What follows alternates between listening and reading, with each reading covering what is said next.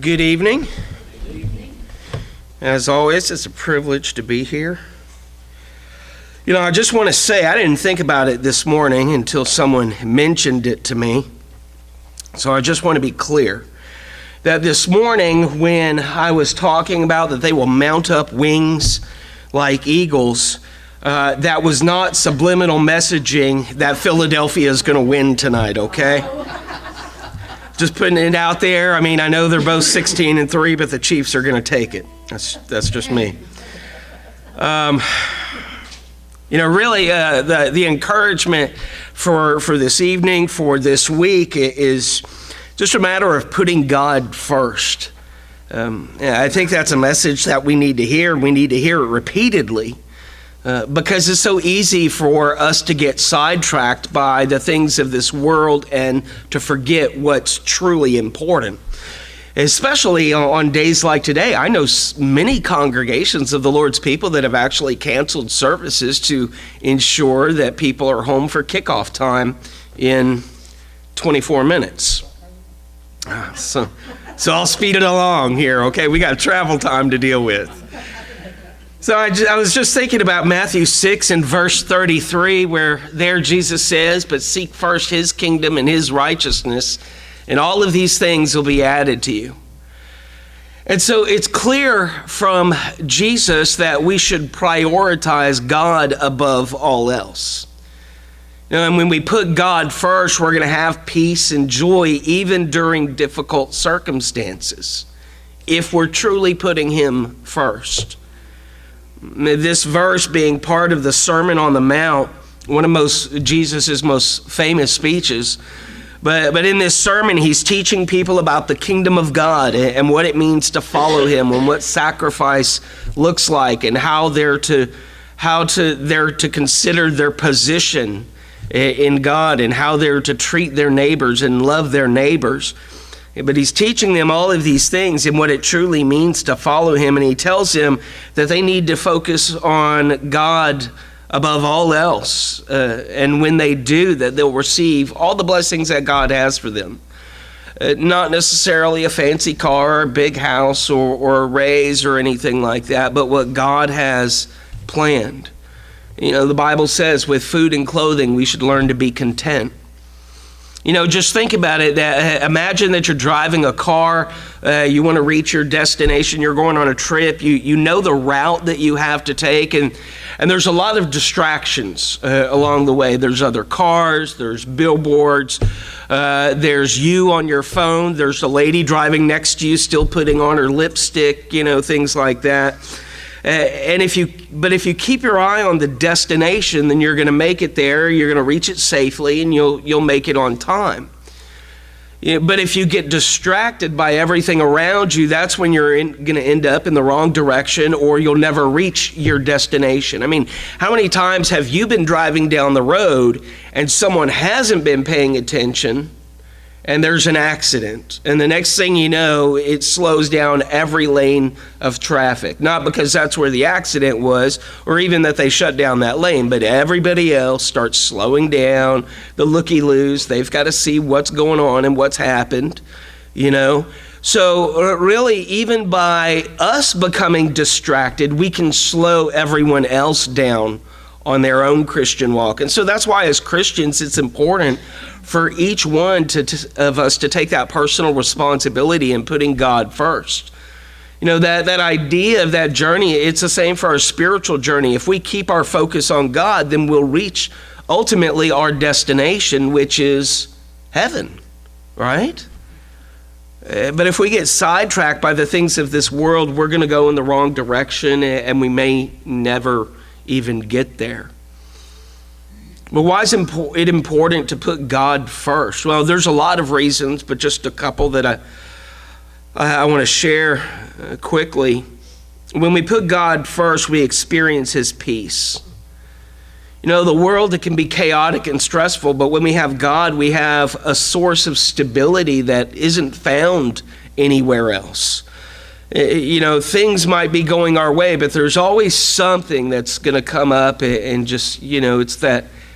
I remember as a kid riding my bike, and there was always one bully who would sit there and he would just sit on the curb while kids rode by, and he'd stick a stick between the spokes of the bike just to see how far we could fly, you know? Maybe you were that one, I don't know, but you can be I say that to be that you're cruising along, and then there's just something that just sends you sailing, you know? Well, in Philippians 4 and verse 7, Paul writes, "The peace of God which transcends all understanding will guard your hearts and your minds in Christ Jesus." When we have God's peace in our lives, we can face any situation confidently, knowing that he's in control. We don't have to rely on ourselves because we're relying on God. That doesn't mean we're going to understand God's ways or why he's doing the things that he's doing, but we can rest knowing that we don't have to understand because it's not up to us. And secondly, when we put God first, we grow in our faith. When we spend time with God, we get to know him better and we deepen our relationship with him. I was talking this morning about that idea of waiting on the Lord, it binding ourselves to him, and it's strengthening our relationship. And as we get to know him better, our faith grows stronger. Hebrews 11 and verse 6 reads, "And without faith it's impossible to please God, because anyone who comes to him must believe that he exists and that he rewards those who earnestly seek him." He's a rewarder of those who have purpose, and that purpose is to actually look for him. He doesn't reward the person who's just standing there waiting for things to happen, but it's those who diligently seek him and his will. Putting God first, we grow in our faith, and as a result, we can please him from that. Third, when we make God a priority, we experience his joy. I think that's interesting. We all experience joy in one thing or another at one time or another. But it's something wholly different to experience the joy that God has, that surpasses ours. When we focus on God and his kingdom, we have a sense of purpose and a sense of meaning that can't be found anywhere else. You know, so many people, they put their meaning and their purpose in their job, right? But what happens when the business is maybe going in a slump or it's going downhill? They'll get rid of you the first chance that they get. I mean, we've looked over just this last year, and you know, we've seen Google get rid of thousands of people, Apple getting rid of thousands of people, Amazon getting rid of thousands of people. That Raising Cane's, you know, I don't know, maybe it's got something to do with the name. But things were so bad for them, they actually took executives out of the offices and put them as fry cooks in their restaurants. You know, so many people, they put their meaning and priority in their job. But let me tell you something, things are going bad, your employer will get rid of you in a heartbeat. People, they put their meaning and purpose in their relationships. And yet there's divorce. Or if there's not a marriage present, you know, maybe it's dating, and the people break up and then they find themselves lost because they found value in the other person. But God says, I'll never leave you and I'll never forsake you. No matter how bad things get, you stick with me. You're not going to get fired. I'm not going to divorce you as long as you're sticking with me. It gives us what we can't find anywhere on this earth. In John 15:11, Jesus says, I've told you this so that my joy may be in you and that your joy may be complete. So when we have joy when we put God first, even during challenging times. And there's a reason that they're called challenging times, because it's not easy to trust in God. There are times when things are going smooth, and it is easy. But it's those difficult times where that's the glue that makes it stick together, you know. The married couples know that, you know, we all have difficult times in our relationships, right? but you make it through those difficult times, and it makes those easy times all the sweeter. And it strengthens your relationship because you're able to look back and say, hey, we made it through this, we can make it through that, you know? You think you're a gardener and you want to grow this beautiful garden. I've got a black thumb. But from what I'm told by good gardeners, is that you start by preparing the soil. You know, you're planting the seeds, you're watering the plants. I think that's my problem. I planted, Apollos is supposed to water, and Apollos never shows up, right? But you're watering the plants, and as they grow, they need more care and they need more attention. A seedling, needs different care than, a full-grown tomato plant, let's say. You've got to weed the garden. You've got to prune the plants. You've got to protect them from pests. And if you neglect that garden, then it's not going to grow. It's not going to prosper. The same is true for our spiritual lives. We have to cultivate our relationship with God, and that requires effort. It requires purposeful effort to cultivate this garden of the Lord. There's many benefits to putting God first in our lives, and we don't have the time. But how do we do it? How do we make God the priority of our lives? Just a few practical things. Start with making time for Him every day. Actually cultivate the mindset of setting aside time for Him every day. So many people, they leave their Bible on the shelf and they don't pick it up except when they're going to services on Sunday or Wednesday. Don't let that be you. If you can, and we all can, make it a priority at the beginning of your day. Some people might say, well, Mike, I get up, it's 5 o'clock in the morning, and that's when I get up because I've got to be at work by 6. Tell you what, how about you just start getting up at 4:30? Go to bed a little bit earlier,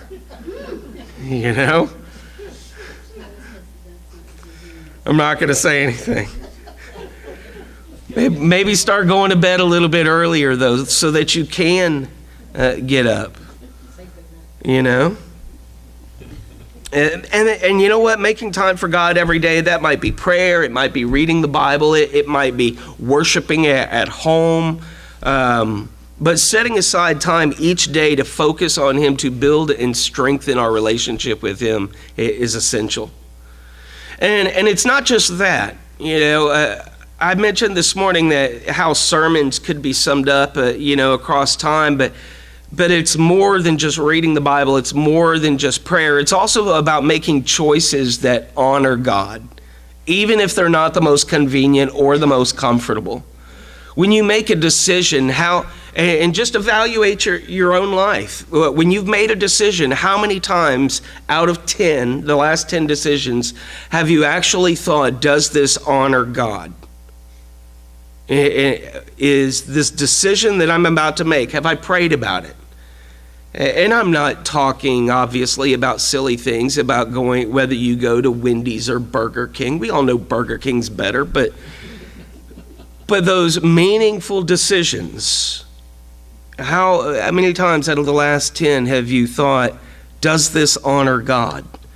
And that question, that might lead you to have to change jobs.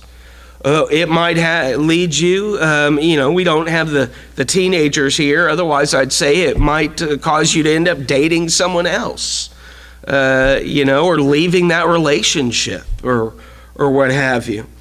But so it's more than just prayer. It's more than just reading the Bible or worship. It's about making choices that honor God. And we'll experience His joy and peace more profoundly when we follow God's will.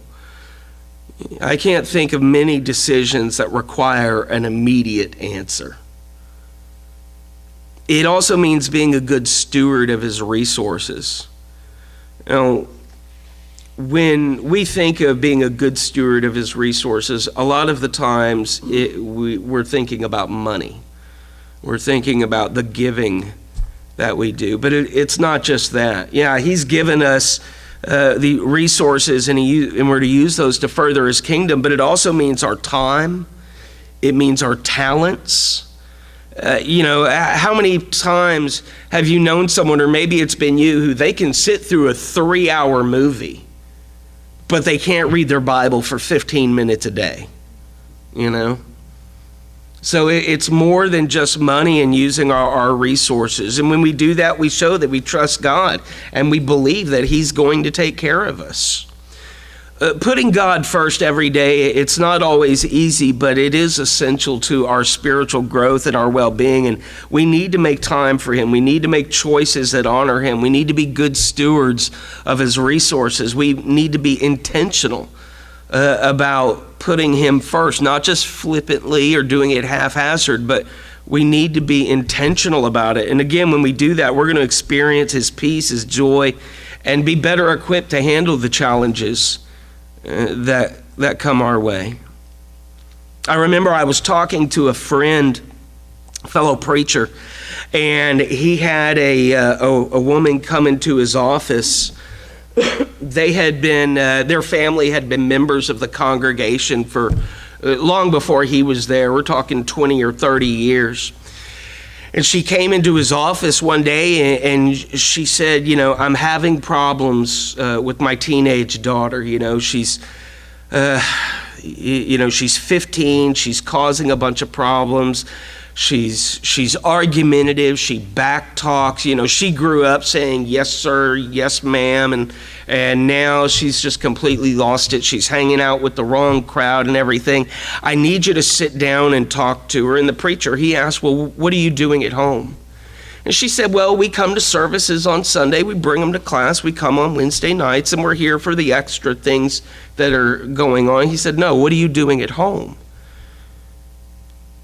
And she just kind of looked at him and cocked her head to the side. And he said, your daughter's 15. Y'all have been here for the last 20 or 30 years. I remember when your daughter was born. This is the first time you've ever stepped into my office to ask for help or anything. And you're telling me now that you're not even doing anything at home. You're not reading the Bible together. You're not studying together. You're not praying together. You're not doing any of this. And so you come 15 years later. How easy do you think it's going to be to solve this problem, if it can be solved at all? And so when we're putting God first and we're doing these things, again, making the choices, making the time, being good stewards and what have you, we're going to be better equipped, not just now, not just this upcoming week, but a month from now, a year from now.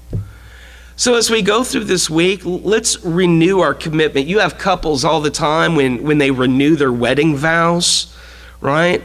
Well, make a commitment, renew your commitment to God this week, all of us, me included, to put Him first in our lives, to put Him first in our thoughts, in our prayers, in our decisions, and our actions. And because really, in the world that we're living in, we could use a little bit more peace. We could use a little bit more security. We could use a lot more joy. And if there's anything that I can do to help with that, whether it's prayer or just listening, or there's anybody here, then I would encourage you to make that known by coming forward as together we stand and as we sing.